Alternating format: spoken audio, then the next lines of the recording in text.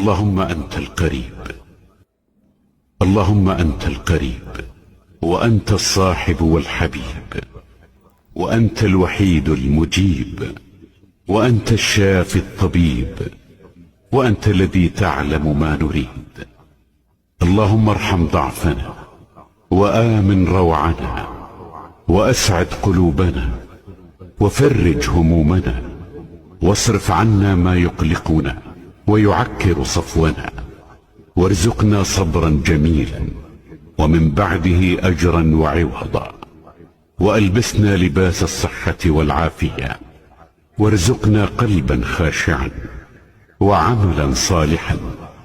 وتوفيقا من عندك، وارزقنا عفوك وغفرانك